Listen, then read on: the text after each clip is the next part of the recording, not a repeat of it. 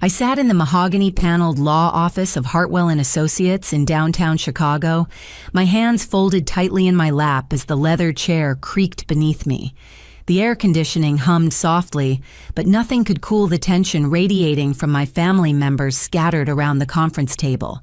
My billionaire grandfather Harold's will reading had just concluded, and the silence that followed felt deafening. Lawyer Jonathan Hartwell adjusted his wire-rimmed glasses, clearing his throat as he announced the final distribution. My father, Marcus, had received $12 million, my brother Tyler got $8 million, and various cousins received between $2 to $5 million each.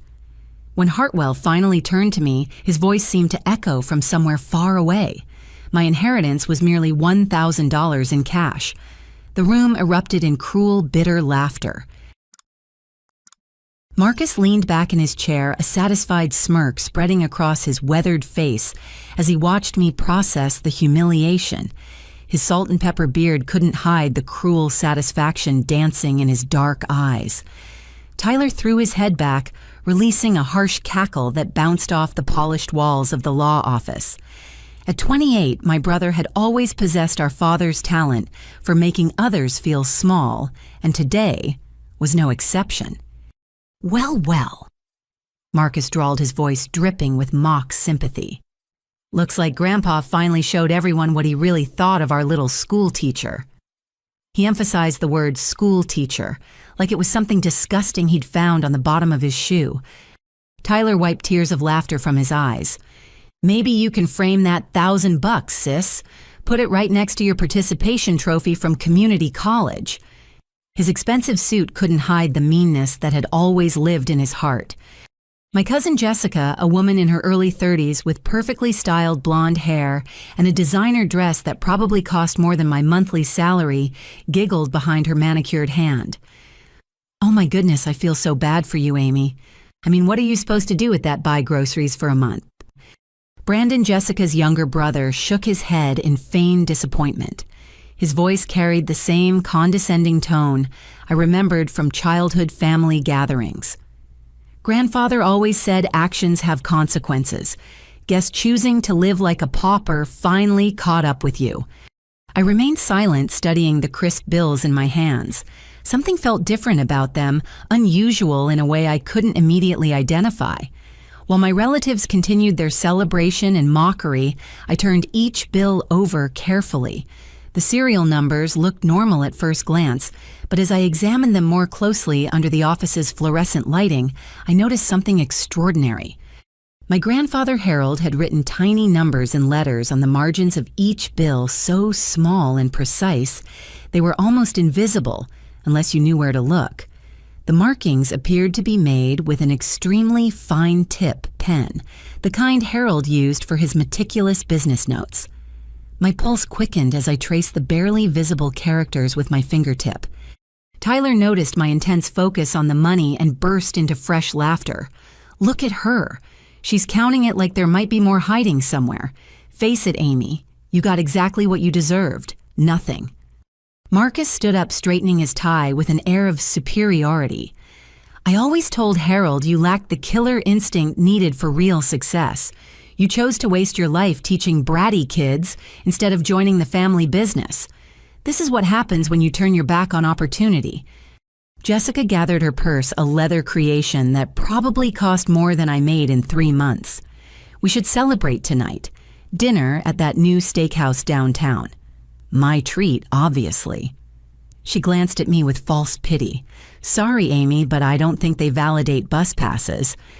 As my family made plans for their expensive celebration, I continued studying the mysterious markings. The more I examined them, the more convinced I became that they formed some kind of code. Harold had been a brilliant businessman, someone who never did anything without purpose. These weren't random scratches or accidental marks. Brandon was already on his phone, presumably calling his financial advisor. I'm thinking about that yacht we looked at last summer. With $5 million, I can finally make an offer. Tyler pulled out his own phone, scrolling through luxury car websites. I've had my eye on this Lamborghini for months. Finally time to pull the trigger. The lawyer Jonathan Hartwell began gathering his papers with practiced efficiency. His expression remained professionally neutral, but I caught him glancing at me with what might have been sympathy, or perhaps curiosity.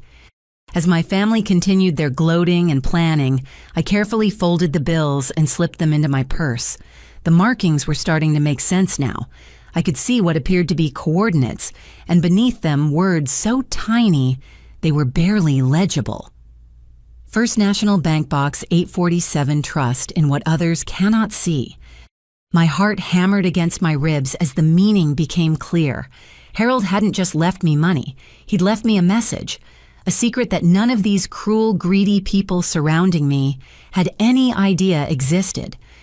I stood up quietly, smoothing down my simple black dress. While Marcus, Tyler, Jessica, and Brandon continued making their grand plans and cruel jokes, I walked toward the door. None of them bothered to say goodbye or even acknowledge my departure. They were too busy dividing up their newfound wealth and planning how to spend it. But as I reached for the door handle, Tyler's voice cut through the air one final time. "Hey, Amy, don't forget to send us a thank you card when you buy yourself a nice dinner with that fortune." Their laughter followed me into the hallway, but for the first time since entering that office, I felt something other than humiliation burning in my chest. I felt hope. The morning sun cast long shadows across the sidewalk as I walked toward First National Bank, my purse clutched tightly against my side. I'd barely slept, spending the night decoding Harold's cryptic message and trying to understand what he might have hidden for me to find. The bank's imposing glass facade reflected my nervous expression as I approached the entrance. Inside, the marble floors echoed with the soft conversations of early morning customers.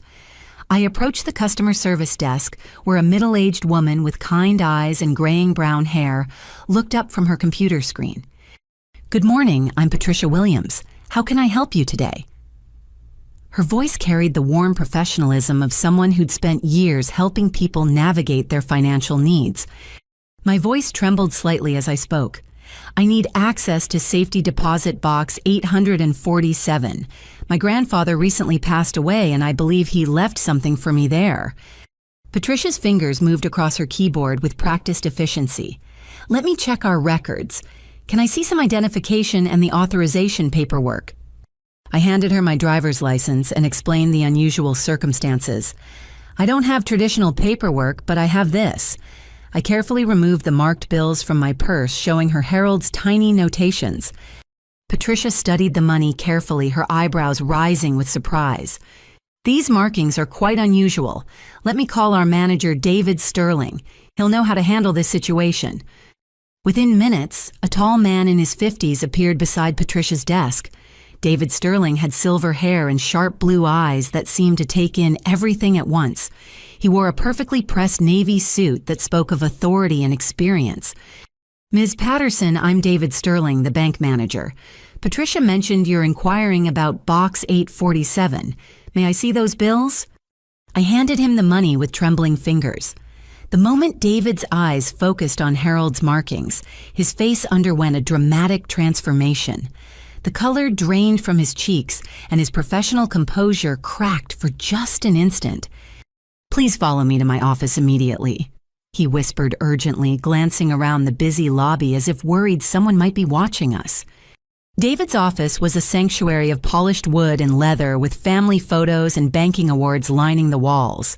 He closed the door carefully and activated a small device on his desk that I assumed was some kind of privacy protection.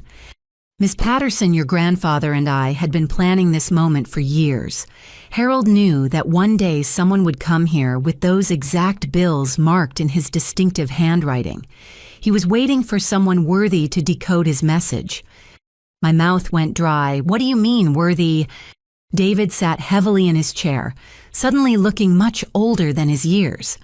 Harold spent the final decade of his life watching his family very carefully. He documented everything, Ms. Patterson, every conversation, every business transaction, every moral compromise. He discovered things about your father and brother that would shock you. "What kind of things?"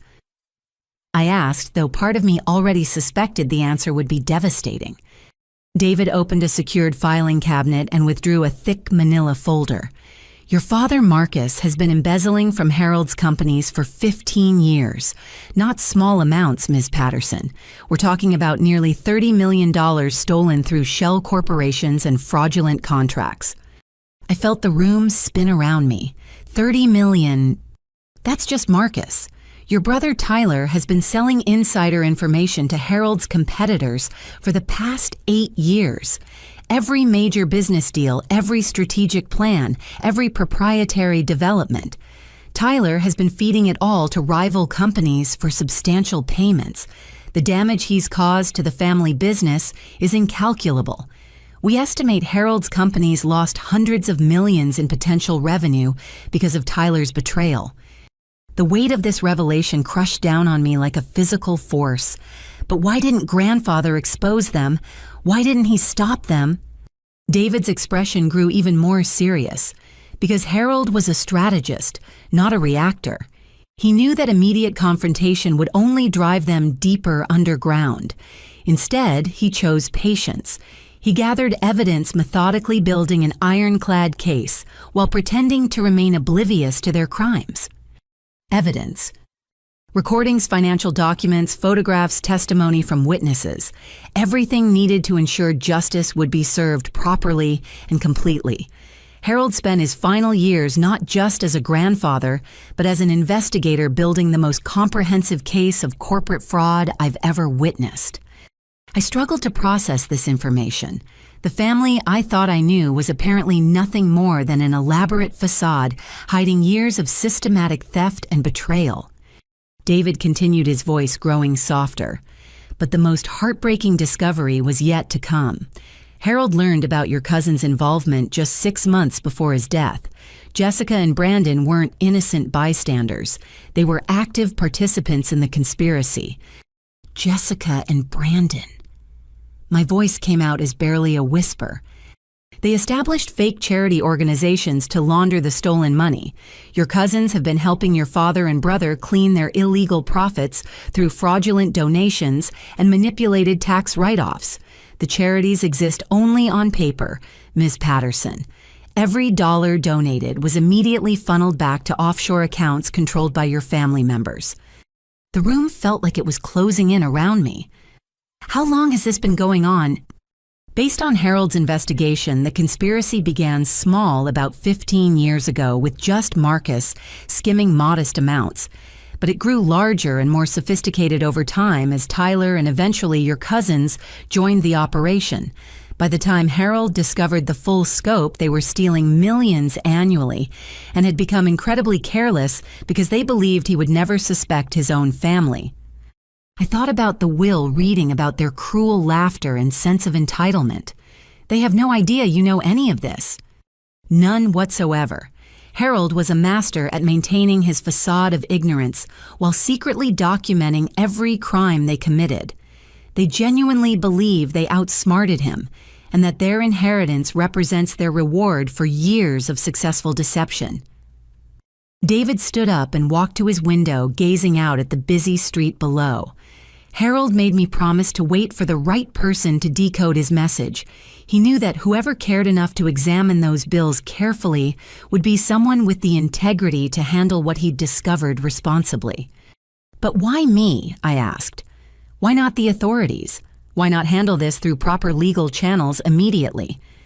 David turned back to face me, and for the first time since I'd entered his office, he smiled. Because Harold had one final plan, Ms. Patterson, and you're the only person he trusted to execute it properly. David led me down a narrow hallway I hadn't noticed during my first visit to his office, past several security doors that required his keycard and biometric scan. The basement level of First National Bank felt like entering a different world, entirely one designed for absolute privacy and security. Harold rented our largest safety deposit box 5 years ago, David explained as we walked. But what he stored there goes far beyond typical valuable items or important documents. We stopped in front of box 847, which was significantly larger than the standard boxes I'd seen in movies. David inserted 2 keys simultaneously, while I provided my identification one final time. The metal drawer slid open to reveal thick folders, recording devices, and photographs organized with military precision. Harold was methodical about everything, David said as I stared at the contents. Every document is dated, every recording is transcribed, every photograph is cataloged. He approached this investigation like he approached business with absolute thoroughness and attention to detail. I picked up the first folder labeled simply Marcus Financial Crimes. Inside were bank statements, wire transfer records, and corporate documents that painted a devastating picture of systematic theft. Page after page detailed how my father had created fictitious consulting companies, approved fraudulent invoices, and redirected company funds into personal accounts. "Look at this," I whispered, holding up a bank statement. "He transferred $2.3 million in a single month. How did nobody notice?" "Harold noticed," David replied grimly, but Marcus had been careful to target funds from different subsidiaries, keeping each theft below the threshold that would trigger automatic audits. He understood the system well enough to exploit its weaknesses. The next folder contained evidence of Tyler's espionage activities. Printed emails showed him communicating with competitors, selling confidential information about upcoming mergers, new product developments, and strategic partnerships. Some messages included actual photographs of internal documents taken with Tyler's phone. "Your brother was remarkably brazen," David observed as I flipped through the communications. He didn't even bother using code words or anonymous accounts. He conducted these transactions using his personal email and phone number. One email chain particularly caught my attention.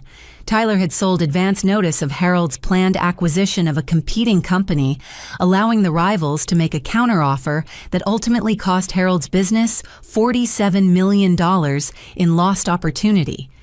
"This is treason against his own family," I said, my voice thick with disgust. "It gets worse," David warned, handing me a folder marked Extended Family Network. Inside were surveillance photographs showing Jessica and Brandon meeting with financial advisors, lawyers, and what appeared to be money laundering specialists. Harold had somehow managed to document their entire operation, from the initial establishment of fake charities to the complex web of transactions used to clean the stolen funds. The photographs were accompanied by detailed financial records showing how the fake charities operated. Donations would be made using stolen money, tax deductions would be claimed on the charitable contributions, and then the funds would be immediately withdrawn and transferred to offshore accounts. The charities never performed any actual charitable work or helped any real causes. They claimed to be feeding homeless families and funding educational programs. I read from one document, but every dollar went straight into their personal accounts. David nodded solemnly. "Your cousins were particularly creative with their schemes. They established multiple charities with similar names to legitimate organizations, confusing donors and regulators, while maximizing their ability to move illegal funds without detection." As I continued reading, I discovered that Harold had been tracking the conspiracy for much longer than David had initially indicated. Some of the earliest documents dated back 17 years, suggesting that Harold had suspected problems almost from the beginning, but had chosen to investigate quietly rather than confront the situation immediately. He was building a legal case, I realized. All of this evidence would be admissible in court. Absolutely. Harold worked with former FBI investigators to ensure every piece of evidence was collected legally and documented properly. He wanted to guarantee that when justice finally came, it would be swift and complete. I picked up a small recording device and looked questioningly at David.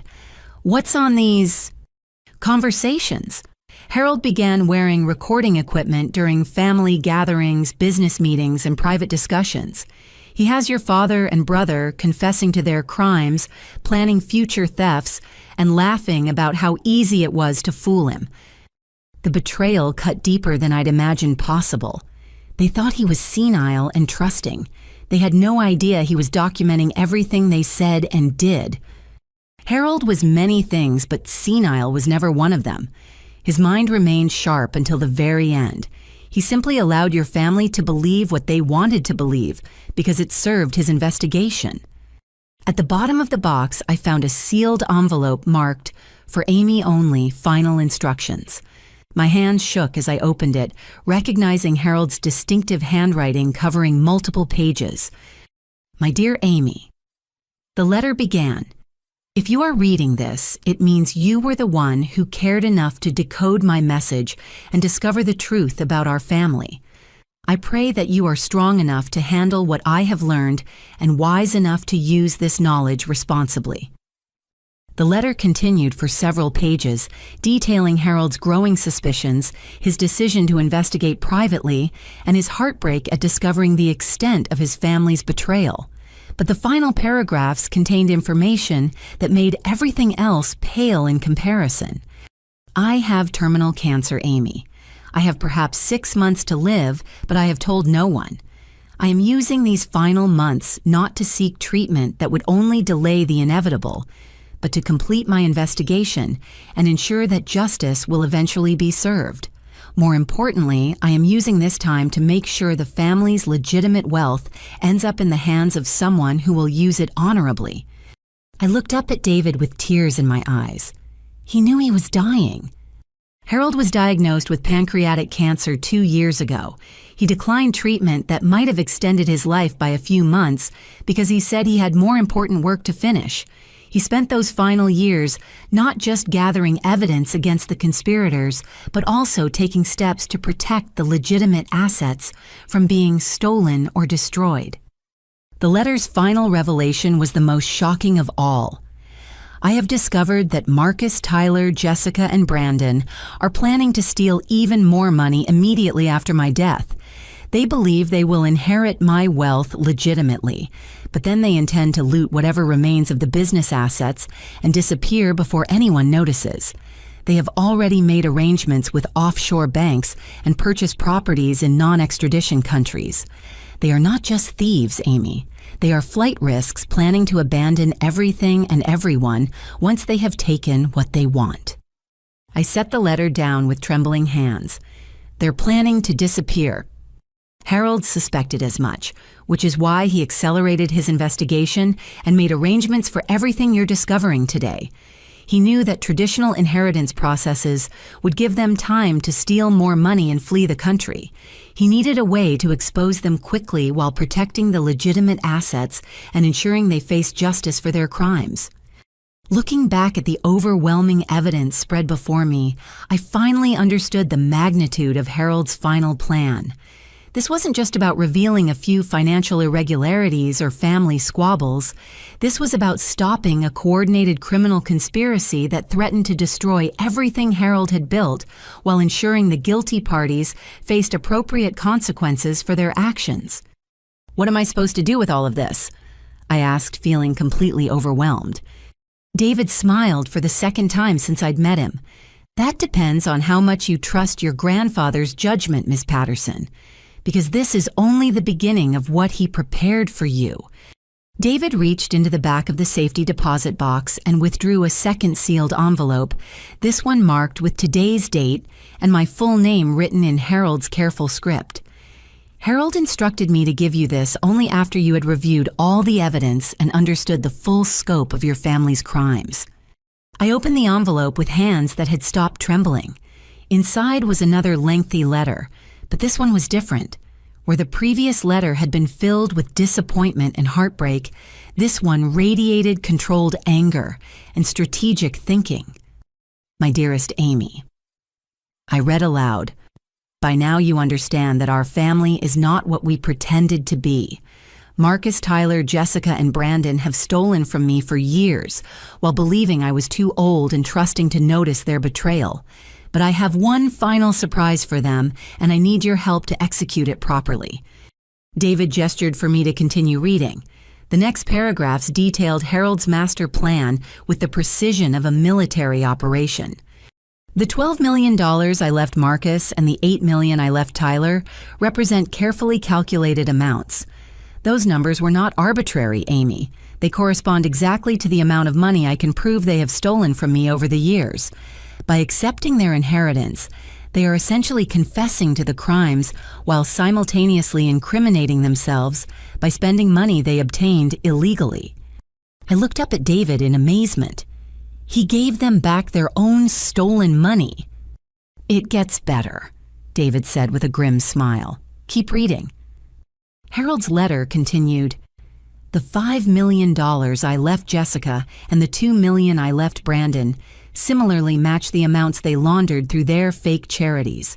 Every dollar they received in my will can be traced back to money they stole from me through their fraudulent schemes. When they spend this inheritance, they will be spending the proceeds of their own crimes." "But how does that help expose them?" I asked. "Read the next page," David suggested. "I have spent the past 18 months working with federal investigators to document every aspect of their conspiracy. Agent Sarah Martinez from the FBI Financial Crimes Division has been coordinating with me to build cases against all 4 conspirators. However, we needed them to incriminate themselves further by spending the stolen money in ways that would prove their guilt beyond any reasonable doubt." My pulse quickened as I read Harold's detailed explanation. He had deliberately given his family large inheritances, knowing they would immediately begin spending lavishly, creating a clear trail of evidence that would demonstrate their long-term pattern of criminal behavior. "The inheritance money is marked Amy, not visibly like the bills I left you, but electronically. Every dollar they received can be tracked through the banking system. When Marcus buys his yacht and Tyler purchases his sports cars, they will be generating evidence of money laundering and criminal conspiracy. Their spending will prove they knew the money was stolen, because no innocent person spends windfall inheritance money in the specific patterns that match criminal behavior." I set the letter down for a moment, trying to process the sophistication of Harold's trap. He turned their greed against them. Harold understood psychology as well as he understood business, David explained. He knew that Marcus and Tyler would immediately begin spending their inheritance on luxury items because they had always been impatient and materialistic. He also knew that Jessica and Brandon would use their inheritance to expand their money laundering operations because they had become addicted to the profits from their illegal activities. I continued reading, but the most important element of my plan concerns the legitimate wealth I accumulated through legal business activities over the past 50 years.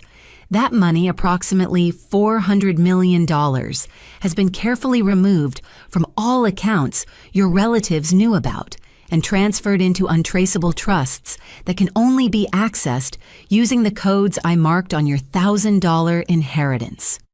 My breathing stopped entirely. $400 million.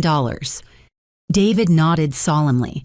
Harold spent 2 years secretly liquidating assets, selling properties, and transferring funds without anyone in your family noticing. Every dollar of legitimate wealth has been placed beyond their reach and preserved for you to inherit. "But why me?" I whispered.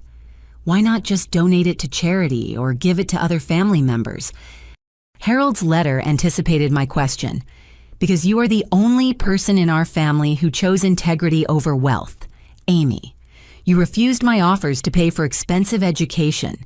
You declined my suggestions to join the family business, and you rejected every attempt I made to give you money or gifts.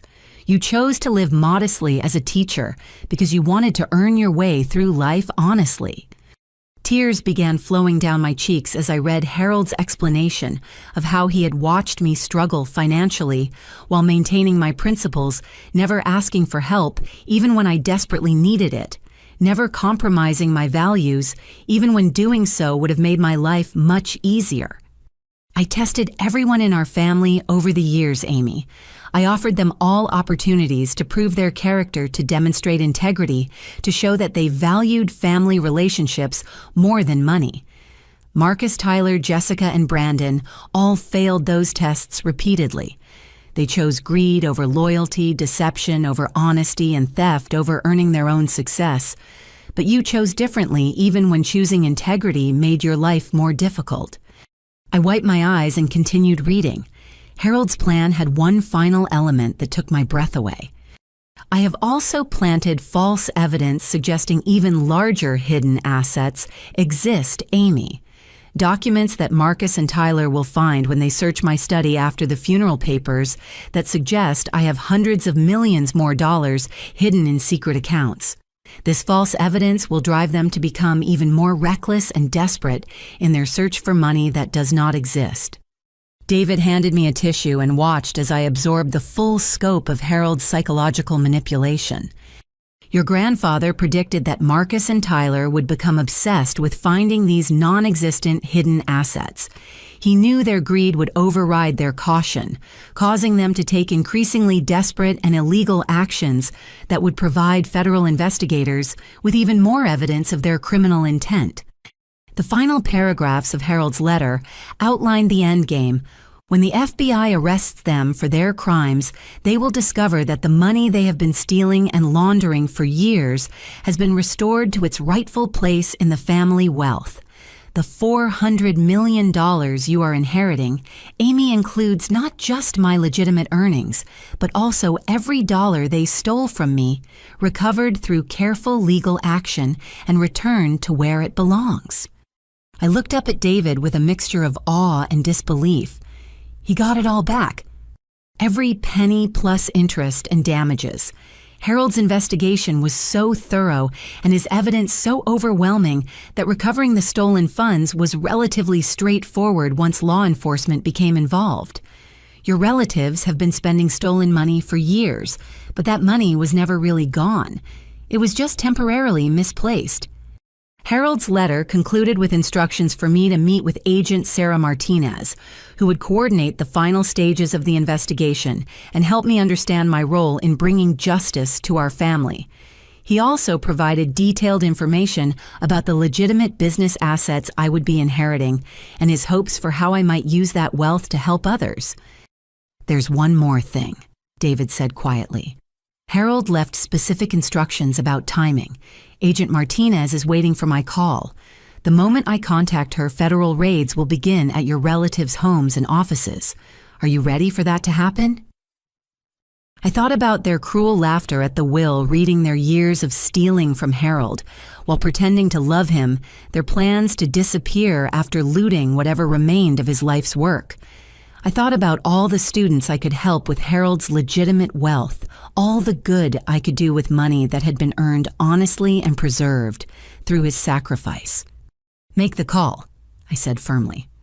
David Sterling reached for his secure phone line, his fingers moving with practiced precision as he dialed a number he had clearly memorized.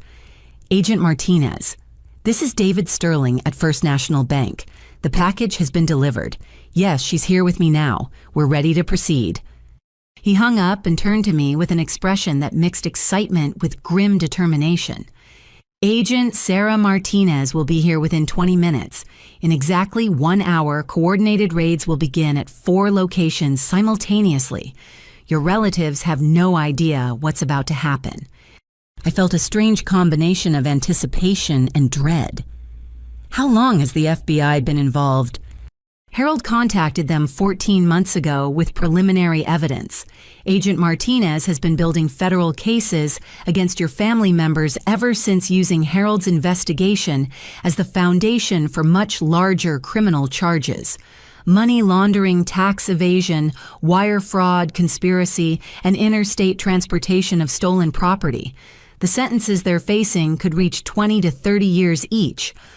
While we waited for Agent Martinez, David showed me additional documents Harold had prepared. Financial projections showing the true value of the family business empire once the stolen assets were recovered and returned. Property deeds for real estate holdings I had no idea existed. Investment portfolios that had been carefully managed and grown over decades. Harold was worth far more than $400 million, David explained. That's just the liquid assets he transferred into your trusts. When you include the business holdings, real estate investments, and recovered stolen funds, you're looking at an inheritance worth nearly $600 million. The number was so large I couldn't really comprehend it. What am I supposed to do with that kind of money? Whatever Harold believed you would do. Use it wisely, help others, and never let it corrupt your character the way it corrupted theirs. Agent Sarah Martinez arrived precisely on schedule, a woman in her early 40s with short dark hair and the kind of confident demeanor that spoke of years handling complex financial crimes. She wore a simple black suit and carried a briefcase that looked like it had seen considerable use. "Ms. Patterson, I'm Agent Martinez. Your grandfather was an extraordinary man who provided my team with the most comprehensive evidence package we've ever received for a case of this magnitude. Thanks to his investigation, we have enough evidence to secure convictions against all 4 suspects." She opened her briefcase and removed several thick folders. Harold's cooperation allowed us to obtain additional evidence through legal surveillance methods. "We've been monitoring your family members' communications, financial transactions, and business activities for the past 8 months. "What kind of evidence?" I asked. "Phone conversations where Marcus discusses plans to steal additional assets after Harold's death. Email communications where Tyler arranges to sell more proprietary information to competitors. Bank records showing Jessica and Brandon establishing new fraudulent charities just last month. They never stopped their criminal activities, Ms. Patterson. If anything, they escalated their illegal behavior because they believed Harold's death would eliminate any chance of being discovered." Agent Martinez showed me surveillance photographs taken outside Marcus's mansion, Tyler's downtown office, and the building where Jessica and Brandon operated their fake charity network. We've been watching them for months, documenting their continued criminal activities and waiting for the right moment to move forward with arrests. "Why wait until now?" I asked. "Because Harold insisted that you should have the opportunity to understand the full scope of their betrayal before we proceeded. He wanted you to see the evidence firsthand and make an informed decision about whether to pursue criminal charges. Under federal law, you're considered the primary victim of their conspiracy, since you are Harold's legitimate heir." The weight of that responsibility felt enormous. "What happens if I decide not to press charges?" "The federal crimes they've committed aren't dependent on your cooperation," Agent Martinez explained. "We have enough evidence to prosecute them regardless of your wishes. But Harold wanted you to understand that you have significant influence over how aggressively we pursue maximum sentences versus accepting plea bargains." David checked his watch. "The raids begin in 35 minutes. Ms. Patterson, Agent Martinez, needs to know whether you want to observe the arrests or prefer to remain here while the operations proceed." I thought about Harold's letter, his disappointment at discovering his family's true nature, his careful planning to ensure justice would be served. "I want to see what happens." Agent Martinez nodded approvingly. "We'll monitor the raids from a mobile command unit. You'll be able to watch everything without being directly involved in the arrests." As we prepared to leave the bank, Agent Martinez provided me with a final briefing about what to expect. Based on our surveillance, Marcus is currently at his estate meeting with financial advisors about overseas investments. Tyler is at his office preparing to leave town for what he thinks is a business trip, but which we believe is actually an attempt to establish residency in a non-extradition country. Jessica and Brandon are at their charity offices, probably destroying evidence and preparing to transfer more stolen funds. "They're all planning to run?" I asked. Harold predicted they would try to flee once they had secured as much stolen money as possible. That's why timing was so critical. We needed to move before they could disappear with additional assets or establish themselves beyond the reach of U.S. law enforcement. David locked the safety deposit box and returned Harold's evidence to its secure location. "This material will remain here until it's needed for the trials. Your grandfather chose our bank specifically because of our security protocols and our experience handling sensitive legal documents." As we walked toward the parking garage, Agent Martinez received a radio communication from her team leaders. "All units are in position. Subjects appear to be following their normal routines, with no indication they suspect law enforcement attention. We're cleared to proceed on schedule." I climbed into the back seat of Agent Martinez's unmarked vehicle, my mind racing with thoughts about what the next few hours would bring. Harold had spent the final years of his life building toward this moment, sacrificing his relationships with his family in order to gather the evidence necessary to bring them to justice. Agent Martinez, I said as we drove through downtown Chicago traffic, what made my grandfather first suspect that his family was stealing from him. A discrepancy in quarterly financial reports about 3 years ago.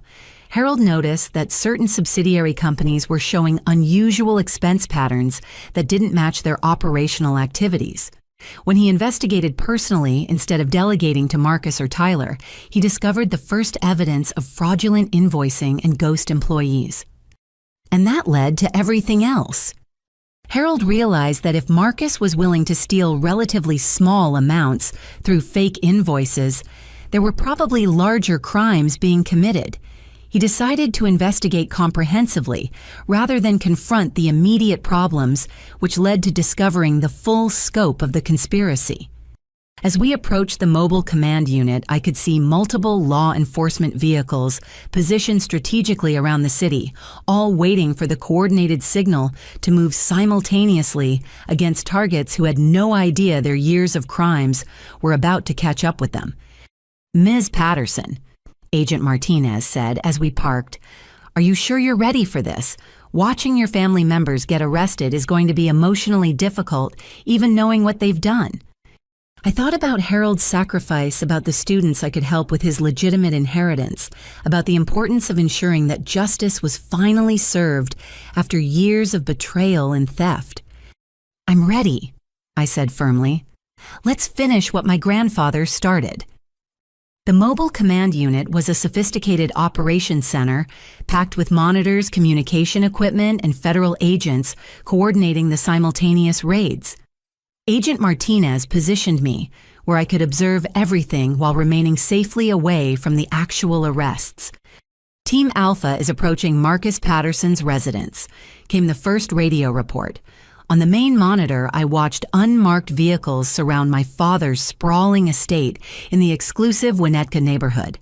The mansion looked even more impressive from the aerial surveillance footage than I remembered from family gatherings. "Team Beta is in position outside Tyler Patterson's office building," reported another voice. A second monitor showed federal agents preparing to enter the downtown high-rise, where my brother conducted his supposedly legitimate consulting business. "Teams Gamma and Delta are ready at the charity office locations," came the final confirmation. 2 additional monitors displayed the modest office buildings where Jessica and Brandon operated their fraudulent organizations buildings that looked entirely innocent from the outside. Agent Martinez spoke into her radio with calm authority. "All teams, you are cleared to execute. Operation Family Tree is now active." I watched in fascination as the raids began simultaneously across the city. At Marcus's estate, agents approached the front door while others moved to secure the rear exits and garage areas. The door opened to reveal my father in his expensive golf attire, his face transforming from mild curiosity to absolute shock as federal agents displayed their badges and arrest warrants. "Marcus Patterson, you are under arrest for money laundering conspiracy to commit fraud, tax evasion, and interstate transportation of stolen property," I heard through the audio feed. Marcus's mouth opened and closed silently as agents read him his rights and placed handcuffs around his wrists. On the second monitor, Tyler's arrest was equally dramatic. Federal agents had entered his office building and cornered him in his private conference room where he had been meeting with what appeared to be offshore banking representatives. Tyler attempted to run toward a back exit but found agents already positioned to intercept him. "Tyler Patterson, you are under arrest for corporate espionage conspiracy to commit fraud, money laundering, and violation of interstate commerce regulations." My brother's expensive suit couldn't hide his panic as he realized his carefully planned escape route had been anticipated and blocked. The arrests of Jessica and Brandon were happening simultaneously at their respective charity offices. Both had been in the middle of destroying documents when federal agents arrived, providing additional evidence of consciousness of guilt and obstruction of justice charges. "This is incredible," I whispered as I watched my relatives being led away in handcuffs. "They really had no idea you were watching them." Agent Martinez nodded grimly. Harold's investigation was so discreet that they never suspected federal law enforcement had become involved. They believed they had successfully deceived an elderly man and that his death would end any possibility of discovery. Over the next hour, I watched as federal agents methodically searched each location, seizing computers, financial records, and physical evidence. The amount of material being collected was staggering, filling multiple vehicles at each site. Team Alpha has secured approximately $200,000 in cash from Marcus Patterson's home office, came one report. The money was hidden in a wall safe, along with falsified business documents and what appear to be additional offshore account numbers. Team Beta has confiscated Tyler Patterson's computers and discovered evidence that he was planning to leave the country tonight, reported another agent. His office contained airline tickets, foreign bank account information, and documents suggesting he intended to establish permanent residence in a non-extradition nation. The evidence of flight risk was particularly damning because it supported Harold's prediction that the conspirators would attempt to flee once they had maximized their theft from his estate. Agent Martinez turned to me with a satisfied expression. Your grandfather's psychological profile of your family members was remarkably accurate. Marcus and Tyler both acted exactly as he predicted they would, providing us with additional evidence of criminal intent and consciousness of guilt. What happens now? I asked. Arraignments will be held tomorrow morning. Based on the evidence we've collected and the flight risk factors, I expect all 4 defendants will be denied bail. The federal prosecutors handling this case believe they can secure plea agreements within 60 days or proceed to trial with an extremely strong likelihood of conviction. As the raids concluded, Agent Martinez showed me preliminary reports from the searches. Marcus's home had contained evidence of additional financial crimes that hadn't been discovered during Harold's investigation. Tyler's office revealed plans for future espionage activities and communications with foreign competitors interested in purchasing more proprietary information. The scope of their criminal activity was even larger than Harold realized, Agent Martinez explained. Your family members were planning to expand their illegal operations significantly, using their inheritance as seed money for more sophisticated money laundering and espionage schemes. Jessica and Brandon's charity offices had yielded evidence of multiple new fraudulent organizations in development, suggesting they had been planning to use their inheritance to establish an even more extensive network of fake charities for laundering stolen funds. If Harold hadn't stopped them when he did, your relatives might have stolen hundreds of millions more dollars over the next few years, Agent Martinez observed. As evening fell over Chicago, I found myself back in David Sterling's office at First National Bank, reviewing the final documents Harold had prepared for this moment. The legitimate family wealth was now completely secure and under my control, while the stolen assets had been recovered and would be returned to their rightful place in Harold's estate. There's one final element to Harold's plan, David said, withdrawing a last sealed envelope from his personal safe. This was to be opened only after the arrests had been completed successfully. Inside was a brief letter and a set of keys. Harold's final message was simple but profound. Amy, by now you understand the true cost of greed and the value of integrity.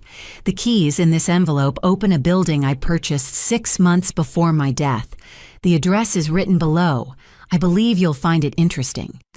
The address was in my school district just 3 blocks from where I taught elementary students from low-income families. David drove me there as the sun set over the city, and I was amazed to discover that Harold had secretly purchased the entire complex of buildings that housed our struggling public school. He bought the school, I asked in disbelief. Not just the school, David replied, handing me additional documents. Harold purchased the surrounding properties and established a $50 million educational foundation to support students from disadvantaged backgrounds. He intended for you to manage the foundation and use it to provide opportunities for children whose families couldn't afford quality education. As I stood in front of the school where I had taught for 5 years, struggling with inadequate resources and overcrowded classrooms, I realized that Harold had been watching my work and planning this surprise for months before his death. "He wanted to support what you were already doing," David explained. "Instead of trying to change your career or convince you to join the family business, he decided to enhance your ability to help students by providing the resources you needed to make a real difference." Harold's final letter concluded with words that brought tears to my eyes. "You chose education over wealth, integrity over comfort, and service over selfishness. Now you have the resources to pursue your calling without the financial constraints that have limited your impact. Use this inheritance wisely, help as many children as possible, and never forget that true wealth comes from the positive difference you make in other people's lives." 6 months later, I stood in the renovated lobby of what was now officially known as the Harold Sterling Academy for Educational Excellence, watching as students from across Chicago arrived for their first day at a school that would change their lives forever. The transformation had been remarkable not just in the physical building, but in the educational opportunities we could now provide. With Harold's inheritance and the recovered stolen funds, we'd created something extraordinary. The Academy offered full scholarships to students from low-income families, providing not just excellent education, but also meals, transportation technology access, and college preparation programs that most of these children could never have imagined accessing. Ms. Amy called out 8-year-old Maria Santos as she ran toward me with excitement. "I can't believe we have our own computers now." Her joy was infectious, and I couldn't help but smile as she showed me the new tablet each student received for their studies. The morning news was playing on the television in our main office, and I caught a glimpse of the final chapter in my family's legal saga. Marcus had been sentenced to 22 years in federal prison for money laundering, conspiracy, and tax evasion. Tyler received 20 years for corporate espionage and fraud. Jessica and Brandon each got 15 years for their roles in the money laundering conspiracy. All of their assets had been seized and distributed according to federal restitution guidelines, with the majority being returned to Harold's legitimate estate. None of them would be eligible for parole for at least 12 years, and their criminal convictions ensured they would never again be able to work in financial services or corporate management. "It's finally over," said David Sterling, who had become not just a financial advisor, but a close friend throughout this entire process. He visited the academy regularly to check on our progress and help manage the educational foundation Harold had established. "Not over," I replied, watching our students settle into their new classrooms. "Just beginning. This is what Harold really wanted. Not revenge against his family, but opportunity for children who needed someone to believe in them." Agent Martinez had stopped by earlier that morning to deliver the final financial reports. The recovery operation had been completely successful, returning every stolen dollar to its proper place, while ensuring that my relatives faced appropriate consequences for their crimes. "Your grandfather would be proud," she had said, "not just because justice was served, but because of what you're doing with his legacy." I walked through the academy's halls, observing classes that Harold's generosity had made possible. Advanced science laboratories where students conducted experiments with equipment most public schools couldn't afford. Art studios filled with supplies that allowed creative expression to flourish. A library stocked with thousands of books and staffed with reading specialists who worked with students individually. In our computer lab, I found 15-year-old James Wilson working on coding projects that could lead to technology scholarships at major universities. 6 months ago, James had never touched a computer because his family couldn't afford one. Now he was learning programming languages that might change his entire future. Ms. Amy called out our head counselor, Patricia Chen. "The university admissions officers from Northwestern are here for the college preparation meeting." Thanks to Harold's Foundation, we could offer college counseling services that helped our high school students navigate admission processes and financial aid applications. Many of our seniors were already receiving acceptance letters from prestigious universities with full scholarships made possible through the educational fund Harold had created. As I walked toward the meeting, I passed the framed photograph that hung in our main hallway. Harold Sterling smiling beside a group of students he'd quietly sponsored for years before his death. Few people had known about his charitable activities because he had always preferred anonymous giving. The college counseling session was inspiring to observe. Students who had grown up believing university education was beyond their financial reach were now discussing their dreams of becoming doctors, engineers, teachers, and business leaders. Harold's legacy wasn't just about the money he had left. It was about the hope and opportunity he had provided to young people who needed someone to invest in their potential. During lunch, I sat in my office reviewing thank you letters from parents whose children now had educational opportunities they had never imagined possible. One mother wrote about her daughter's newfound confidence in mathematics after receiving tutoring support through our program.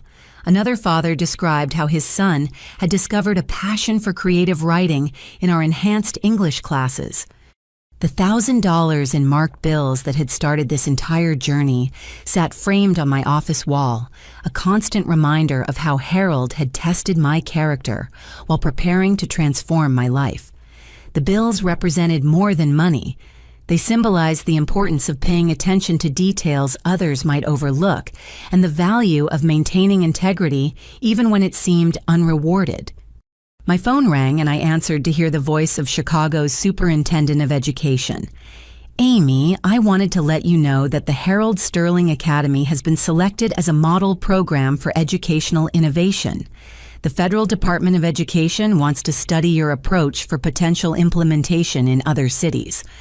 Harold's influence was expanding beyond what even he might have imagined. Our success was inspiring similar programs across the country, creating opportunities for thousands of additional students who needed someone to believe in their potential. As the day ended and students headed home to their families, I reflected on the lessons Harold had taught me through his final plan. True wealth wasn't measured in dollars or assets, but in the positive impact you could have on other people's lives. Integrity wasn't just about avoiding wrongdoing. It was about actively choosing to do good even when nobody was watching. Marcus, Tyler, Jessica, and Brandon had chosen greed over family deception, over honesty and theft, over earning their own success. They had traded temporary financial gain for decades in prison and the permanent loss of their freedom and reputation.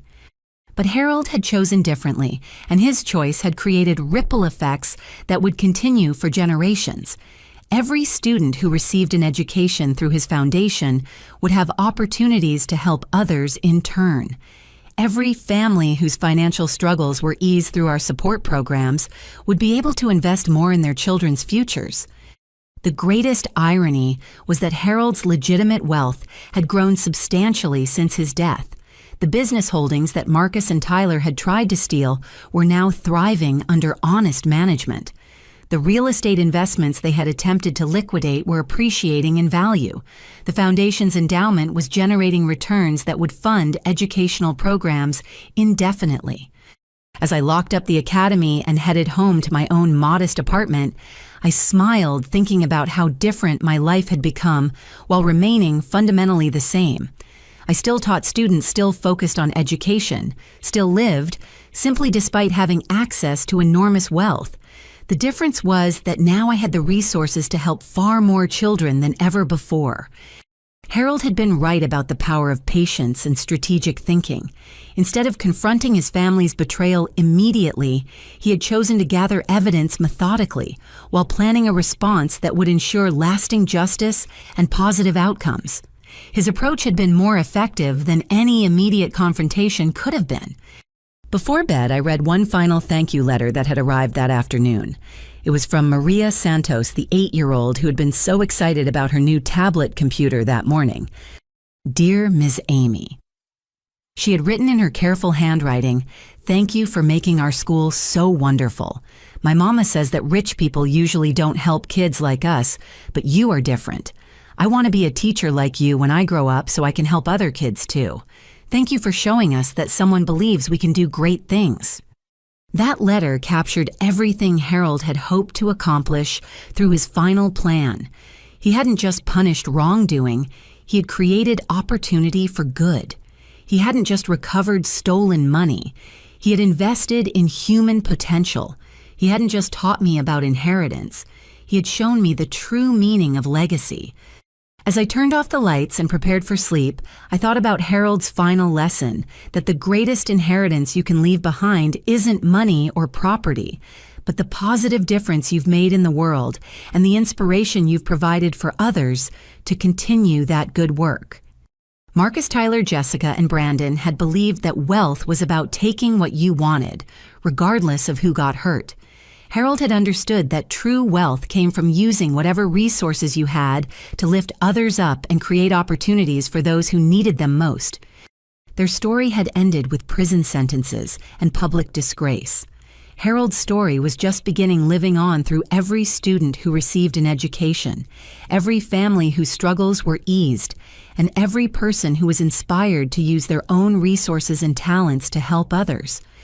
Tomorrow would bring new challenges and new opportunities to make a positive difference. Thanks to Harold's wisdom, sacrifice, and careful planning, I was ready to meet those challenges with resources, knowledge, and a clear understanding of what truly mattered in life.